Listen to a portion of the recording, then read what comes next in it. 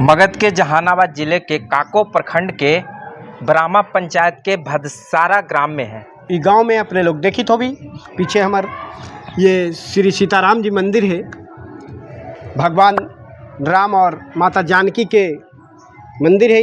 ये 1914 में बनल है। इसका एक बहुत ही अनोखा कहानी है जो पुजारी और एक सर्पदंश के बीच में एक अन्योन्याश्रय संबंध कहें या एक दूसरे के जुड़ाव है। दर्शन करवाई थी, दर्शन करो जुगल छवि के, जुगल जोड़ी के, मैया सीता भगवान राम। देखिए भदसारा के राम जानकी ठकुरबाड़ी है। उनको कारबंकर नाम के जख्म जो हो गया तो उसी से बहुत पीड़ित रहते थे। तो भगवान को बोले कि यदि हम ठीक हो जाते हैं कारबंकर से जी तो हम अयोध्या का कनक भवन यहाँ भदसरा में स्थापित हम करेंगे। इसको कनक भवन के इक्विवेलेंट बनाया गया है।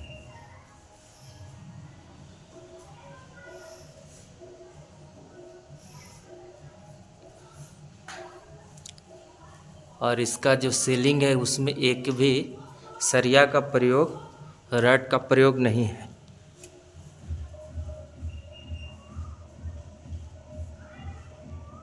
मगध के जहानाबाद जिले के काको प्रखंड के ब्राह्मा पंचायत के भदसारा ग्राम में है। आप जो देख रहे हैं सामने एक बहुत ही प्राचीन ठकुरबाड़ी है जो श्री सीताराम जी ठकुरबाड़ी के नाम से जाना जाता है।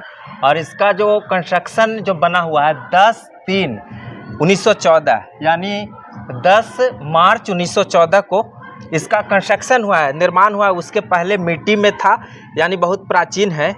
और इसका एक बहुत ही अनोखा कहानी है जो पुजारी और एक सर्पदंश के बीच में एक अन्योन्याश्रय संबंध कहें या एक दूसरे के जुड़ाव है जो बहुत ही अद्भुत और किंवदंती कहें या जनश्रुति कहें या लोगों का कहना यह है कि किस तरह से दोनों का एक दोस्ती था और दोस्ती कैसे फिर मतलब सर्पदंश कर देते हैं पुजारी को और उसके बाद पुजारी की मौत हो जाती है और उसके बाद सर्प भी उसी दिन मौत हो जाता है क्योंकि उनका मालिक गुजर जाते हैं। तो बहुत सारे कहानी है। तो इसके लिए हम मठ में चलते हैं और मठ से जानकारी लेते हैं कि किस तरह से यहाँ पर जनश्रुति के आधार पर उस बात को कहा गया है।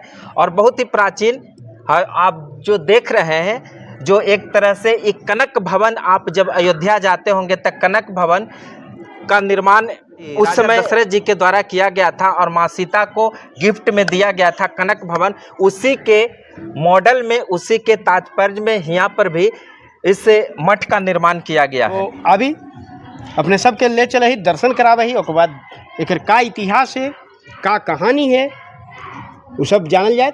दर्शन करो जुगल छवि के, जुगल जोड़ी के, मैया सीता भगवान राम।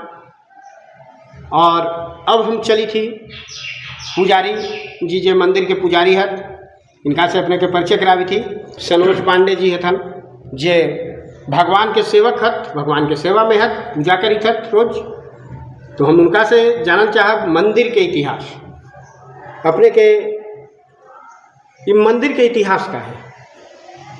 मंदिर के इतिहास बहुत पुराना हम लोग जानते हैं जी, जो कि पहले लक्ष्मी शरण जी महाराज थे और जा कर के उनके बाद फिर ठाकुर शरण जी हुए। फिर उनके बाद ठाकुर शरण जी जो हुए वो कनक भवन का ही शिलान्यास किए। पहले मिट्टी का था, मिट्टी का ठकुरबाड़ी था। तो उनको कारबंकर नाम के जख्म जो हो गया तो उसी से बहुत पीड़ित रहते थे। तो भगवान को बोले कि यदि हम ठीक हो जाते हैं कारबंकर से तो हम अयोध्या का कनक भवन यहाँ भदसरा में स्थापित हम करेंगे। तो उसी कनक भवन का स्वरूप ला करके यहाँ ठाकुर शरण जी दिए। हाँ, और उन्हीं का फिर शिष्य हुए अयोध्या शरण जी, अच्छा जो कि वो भी अद्भुत रहे, जी जी जो अच्छे विद्या अध्ययन करने के बाद बनारस से सर्प उर्प मतलब दंश लग जाने के बाद झाड़ उनको- फूँक करते थे। हाँ, झाड़ फूँक क्या कहने का मतलब है कि जो बोल देते थे भगवान का बैल है, गाय है, उसको पानी पिलाइए, अच्छा हो जाता था, ठीक हो जाता था। मतलब हाँ। सिर्फ उनके आदेश को मानकर जो कहते थे वो काम कर दीजिए, आपका सर्पदंश ठीक हाँ, बढ़िया हो जाते थे वो। अच्छा। किसी भी तरह का रोगी यहाँ से लौट के कष्ट, नहीं हाँ, कष्ट पा करके नहीं जाते थे, अच्छे होकर के जाते अच्छा, थे। अच्छा। उन्हीं के बाद फिर जाकर आए ये जानकी शरण जी महाराज। फिर जानकी शरण जी के बाद फिर गोविंद शरण जी भी रहे, वो भी अच्छे कार्यक्रम किए। अच्छा अच्छा उनके बाद फिर सीताराम शरण जी महाराज आए, जी तो भी हमारे गांव के ही थे। अच्छा अच्छा तो उनको सर्पदंश लग गया इसी मंदिर में। अच्छा अच्छा। हाँ, इसके पीछे एक पौराणिक कहानी आप कह रहे थे कि मंदिर का जो है सो ठाकुर जी का मूर्ति चोरी हो गया और उसके बाद लोग कुछ, क्या कहानी है? हाँ, तो देखिए यहाँ जो है कि पहले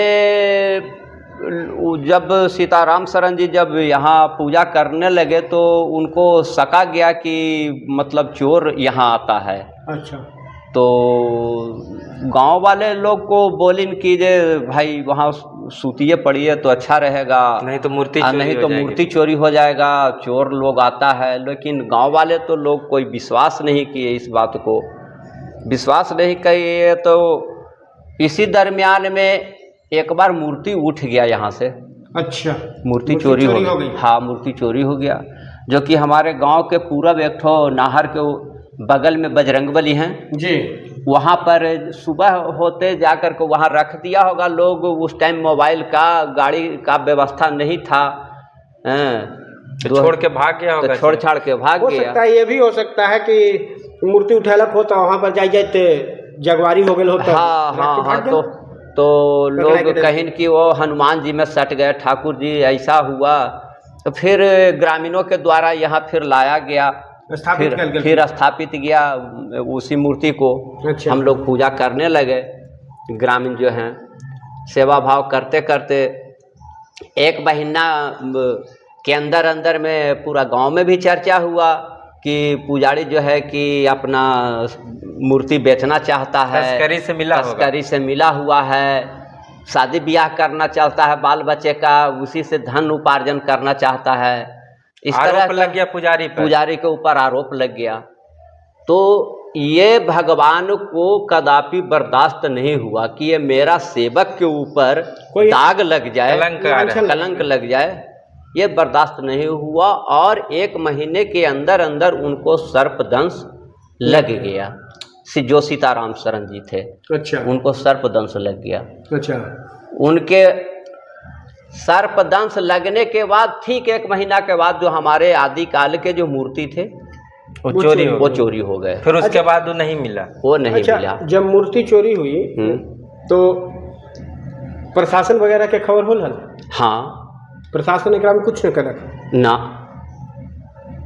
अच्छा, एक इधर आसपास के लोगों का कहना है, जनश्रुति का या किंवदंती का है, या कि जो सर्पदंश की आप कहानी बता रहे हैं कि वो सर्प के लिए बाहर से कोई दंश करके आता था उसको ठीक कर देते, जड़ी बूटी देकर, या आप कह रहे हैं कि कोल्हू चलता था बैल को हटाकर या पानी पिलाकर।